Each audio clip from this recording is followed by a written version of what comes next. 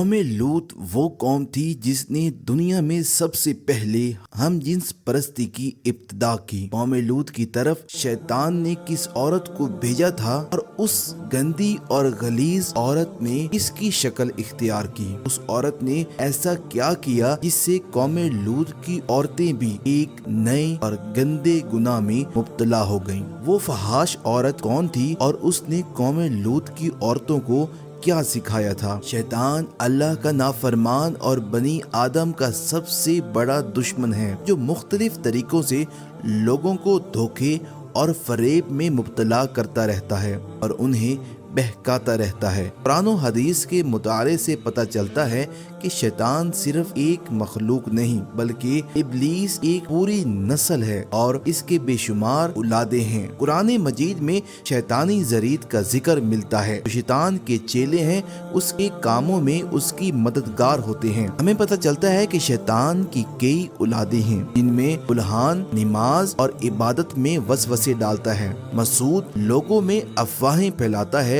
वासीम घर वालों के दरमियान लड़ाइयाँ करवाता है, मर्रा गाने बजाने के गुनाह को आम करता है और इसी तरह इब्लीस के कई बेटे और पोते हैं जो मुख्तलिफ कामों पर मुकर्रर हैं। शैतान की उन औलादों में एक नाम लाकीस का भी बताया जाता है। लाकीस दरअसल शैतान की बेटी थी जिसे इब्लीस ने एक खास काम के लिए कौम लूत की तरफ भेजा था। कौम लूत दरअसल तारीख की एक ताकतवर और मालदार कौम थी जो उर्दन के इलाके में आबाद थी। यहाँ सरसब्ज और शदाब वादियां थी, इनमें सदोम और अमूरा के नाम से दो इलाके आबाद थे। इब्लीस ने अहले सदोम को इस तरह गुमराह किया कि एक दिन शैतान इंसान की शक्ल में उनके पास आया और उन्होंने देखा कि दो चार मर्द खूबसूरत आपस में गुफ्तगू कर रहे हैं। वो वहाँ चला गया और उन्हें बताया अपने बारे में और एक ऐसे गंदे काम के बारे में, मर्दों की ख्वाहिश पूरी करने का गंदा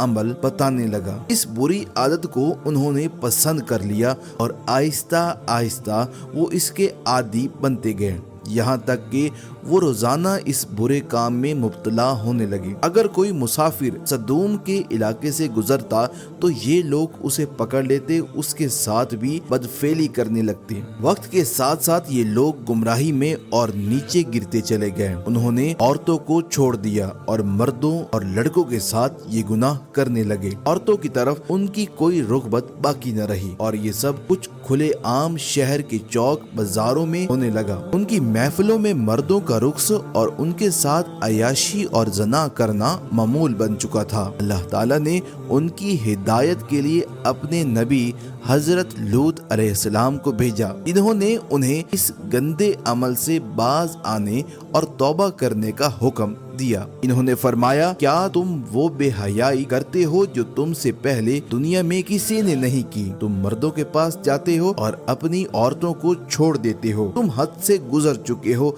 लेकिन कौम लूत ने उनकी बात ना मानी, बल्कि वो उल्टा उनके मुखालिफ बोलने लगे। वो लोग कहने लगे, अगर तुम वाकई इतने नेक और पाक हो तो हमारी बस्ती छोड़कर चले जाओ। अहले सदूम का मर्दों के साथ बदफेली करना सिर्फ एक गुनाह नहीं था, बल्कि वो इस अमल से अल्लाह के बनाए हुए खानदानी निजाम को तबाह कर रहे थे। वो एक ऐसे जुर्म की शुरुआत कर चुके थे जिससे नस्ल बढ़ने का वो पूरा कुदरती निजाम खतरे में पड़ गया। जब कौम लूत के मर्दों ने अपनी औरतों से ताल्लुक रखना छोड़ दिया और उनसे अपनी ख्वाहिश पूरी करना भी बंद कर दिया तो ये इब्लीस के लिए एक और बेहतरीन मौका बन गया। वो इस कौम को एक और गंदा और घिनौना गुनाह में डालने जा रहा था। चुनाचा इब्लीस ने अपनी सबसे प्यारी और लाडली बेटी, जिसे लाकीस कहा जाता है, एक खास मकसद के लिए कौम सदोम की तरफ भेजा। लाकीस शैतान में बहुत ज्यादा खूबसूरत और दिलकश थी।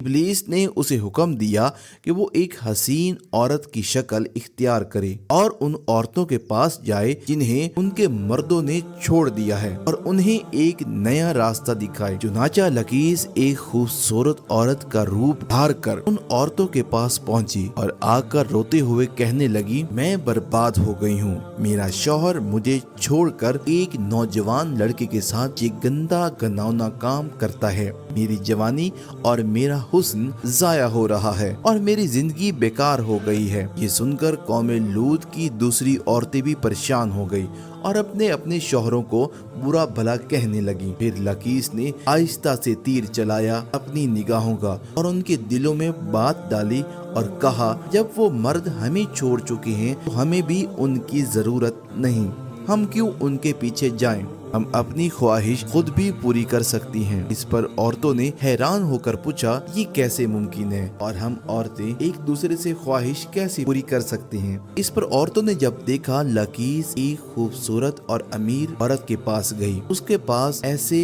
घूमने लगी और वही गलत काम किया और बाकी औरतों को भी यही तरीका सिखाया। इस औरत को ये अमल अच्छा लगने लगा और वो अच्छा महसूस करने लगी। वो आगे दूसरी औरतों को भी यही सिखाने लगी। यूं आहिस्ता आहिस्ता औरतों के दरमियान भी ये गुनाह फैल गया। जब मर्दों ने देखा कि औरतें भी आपस में यही काम कर रही हैं, तो उन्होंने उन्हें रोकने की कोशिश ही नहीं की। वो खुद भी हम जिन्स परस्ती के गुनाह में पड़े रहे और अपनी औरतों को भी इस गुनाह में शामिल करते रहे। आखिरकार जब कौम लूत की नाफरमानी और गुनाह हद से बढ़ गए तो अल्लाह ने उन पर पत्थरों और आग के अंगारों का अजाब नाजिल किया, जिससे उनके जिस्म के टुकड़े टुकड़े हो गए। सदूम और अमूरा की बस्तियां मुकम्मल तौर पर तबाह हो गईं। सदूम और अमूरा उन इलाकों में होने वाले इस गुनाह का जिक्र न सिर्फ इस्लाम बल्कि तौरात और इंजील में भी मिलता है, जहां इन इलाकों को सन सिटी यानी गुनाहों के शहर कहा गया है। इसके अलावा दूसरे आसमानी सहीफों और कदीम यूनान की तारीख में भी सदूम के गुनहगार शहर का जिक्र मौजूद है। इसके मुताबिक सदूम और अमूरा इंसानी तारीख के वो पहले